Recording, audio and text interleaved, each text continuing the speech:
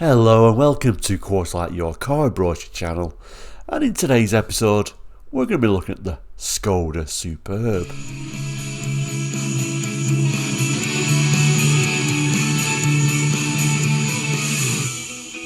Hello and welcome back to Quarterlight. Now if you're new to Quarterlight, we're a car brochure channel here on YouTube looking at car brochures from around the world for the 60s, 70s, 80s and 90s and sometimes beyond that as well. So if you're interested in cars, car brochures, looking back on cars gone by, please consider subscribing. It is all completely free. Now, back to today's episode. Yes, we're going out of that remit of 60s, 70s, 80s and 90s, as we sometimes do. We're going to 2002, although it's still like a 22-year-old car, but yeah, it's relatively modern for Quarterlight. The Skoda Superb. So let's put this on the board and have a look at it now. Okay, so here is today's brochure. They've really gone for a quality look. Brown, tiny little Skoda badge in colour and a tiny little image of the car itself. Skoda Superb, like I say, it's from 2002. So certainly on the newer end for Quarterlight. The brochure is huge then, lots of real quality colour images. We probably won't get through it all, to be honest with you, because it is a huge. And we've even got a separate price, retail price list there for the Superb. July 2002, the price list, so the matching price list. And really this has gone about as far away as what I think a Skoda is. I still think of a Skoda as this, the surprising Skoda, the Skoda Estelle. This is back from 1983 and really more in the scope of what we look at in Quarterlight, but I thought it'd be interesting to see how they've moved on, because really this is about as far away as what I think a Skoda is. This is luxury. Anyway, let's just zoom in on the main image. So like I said, a tiny image on the front cover, and there's really no disguising. It's very much related to Volkswagen Passat, of course. It's the Volkswagen Group B5 platform. And really the only way you get to this from this is really if you get some help from a much larger manufacturer. And of course Volkswagen is very much the forefront of Skoda by this stage. We've also got a little tiny Skoda badge. There we go, Skoda Auto. And then flipping to the back page, all the information's here. So UK 702, so July 2002, and information, internet, email. Yeah, it's a relatively new brochure. And also we've got this sort of like ghostly image of the Superb. Always thought the name Superb was a bit of a silly name, but nevertheless it certainly is a move on for Skoda into more luxurious car, particularly in top trim. That ghostly image continues on the front page, but like I say, the brochure itself is absolutely huge. Lots of lovely colour pictures. We'll pick a few out because otherwise this brochure would be over an hour long if we read everything and looked at every picture. But let's open the brochure up and see how it begins.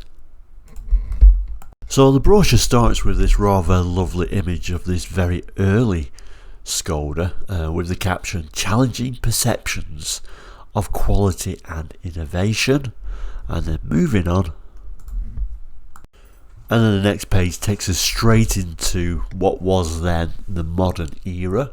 So making a statement about style and individuality. Now of course these would be the first generation Skoda Superb. Came out in 2001, so like I said, this is a 2002 brochure, so very early on, before any facelifts or anything. Ran till March 2008, and then the second generation took over. It tells us here the new Superb epitomises contemporary styling. Its flowing contours reflect both the sophisticated driving dynamic and the comfort of its well-designed interior. Through every aspect, wherever you look, you'll discover quality in form and function. Turn the page. we're looking at space inside, where space is a means of true luxury. Space is used with great effect in the Superb to enhance the pleasure experience. For instance, the rear door is the largest ever featured on a modern Skoda saloon, and so gives your passengers easy access to the luxurious interior. And then we've got various little images of someone coming out that rear door. So the next page is looking at the interior. Wherever you look, whatever you touch, experience total quality. You can zoom in on a bit of that interior. It's hard to actually, for the camera to actually focus on that, because it's all black, so I've zoomed in as much as I could. Bit of wood, bit of leather, 3 trim levels at this time for the Superb. So we're not talking like LGL gear or anything like that. We get the classic, the base model, the comfort and the elegance. So this is going to be a top trim level elegance. And really the brochure continues in a similar vein with various different images of this Superb. It says at the top here, awaken your senses to smooth responsive power, where it starts talking about the engine. So here we're talking about the petrol version for true exhilaration. The 2.8 litre V6 30 valve petrol engine, 193 horsepower, 280 newton meters of torque, 147 miles per hour, 0 to 62 8 seconds. And it says alternatively, but equally rewarding are the 2 4-cylinder petrol engines, 115 horsepower 2 litre and a sporty 150 horsepower 1.8.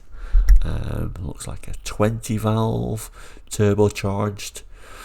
And then of course you've got the diesel engines there as well. So a powerful 2.5 litre V6 TDI, top speed of 136, accelerates 0 to 62 in 9.5 seconds. So various different diesels as well.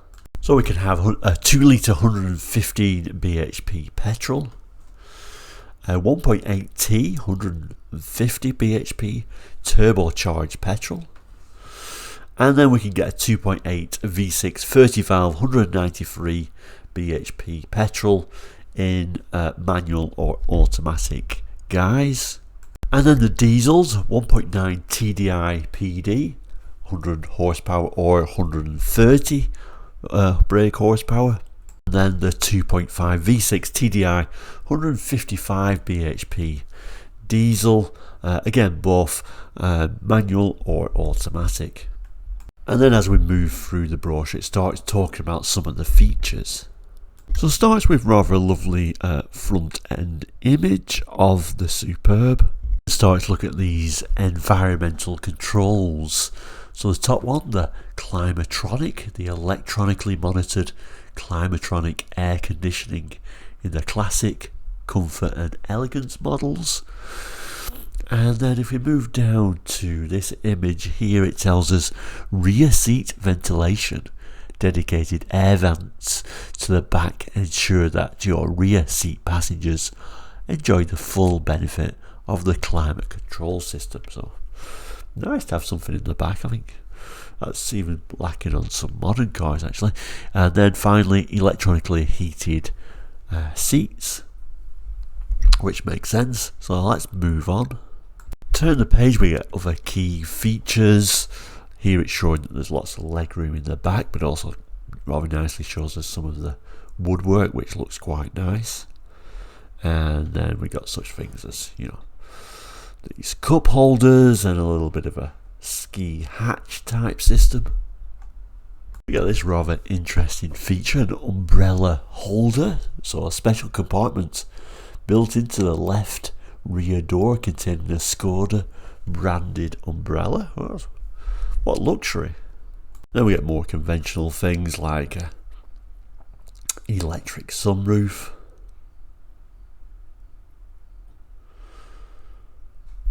as well as driver's seat memory controls, more cup holders, and I guess that's probably a refrigerated or air conditioned glove box. and then more places to put your odds and ends. We get audio systems and navigation systems variously. Then more various different bits of kit and innovations. Gives us a little bit of a look at that rear light design, headlamp wash, puddle lights, and bi-xenon headlights and rear parking lights, all the things you would expect on a modern car today really. Rain sensors and aero wipers. Various driver aids, of course airbags everywhere that you would expect. This is a nice page though, it gives you a look at the three models, the classic, the comfort and the elegance, and shows the different interior, so let's zoom in on those. So this is your interior of your base model. I rather like the steering wheel, I rather like the Skoda badge there, but still very much a Volkswagen, isn't it? It tells us the centre console, door handles and air vent frames and the door inserts are finished with an onyx black volcano plastic trim, it tells us. Looks very dark and sombre to me, but there we go.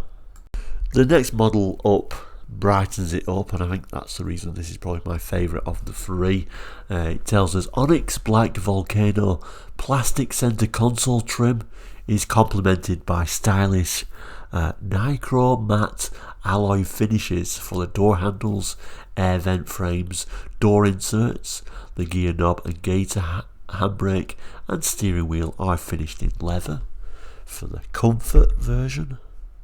And then finally the image for the top model, the elegance with all the extra wood on there, etc. But again, it goes to a more sombre black look.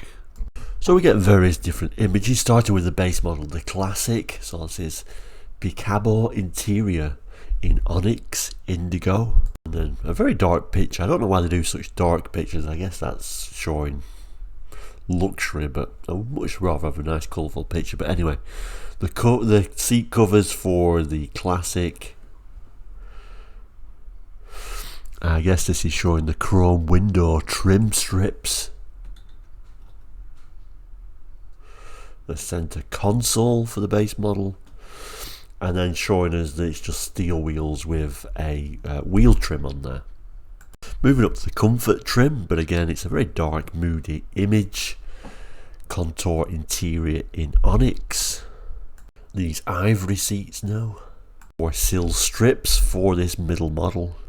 Center console, certainly this colour livens it up a little bit at least. It looks like we do get alloy wheels now on this model. And then the top model showing the bit of wood, it does look nicer actually in this trim colour, this ivory certainly brightens it up a bit, and I do start liking this interior on the top model once it brings a bit of this lighter colour into it. It's also showing, you do like that dull black colour everywhere, you can have dark seats as well. You get extra bits of chrome trim on the bumper for this top model.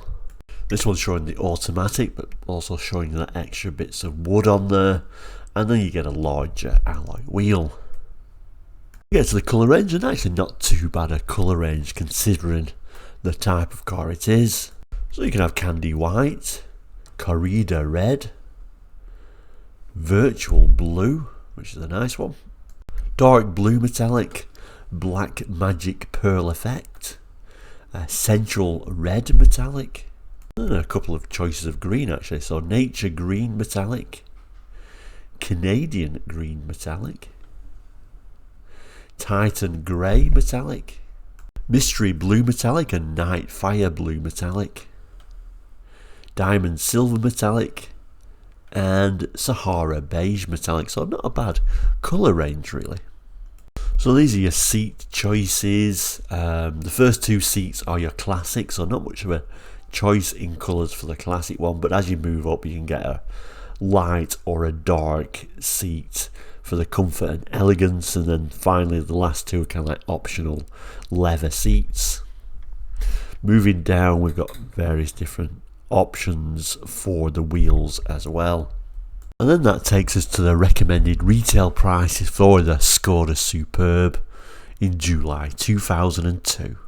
So prices on the road go from your base model, the classic with just a 2 litre MPI, 115 bhp engine and a 5-speed manual is £14,200, and then that moves all the way up to the Elegance models, and the top model, the Elegance 2.5 V6 TDI automatic, would be £24,500.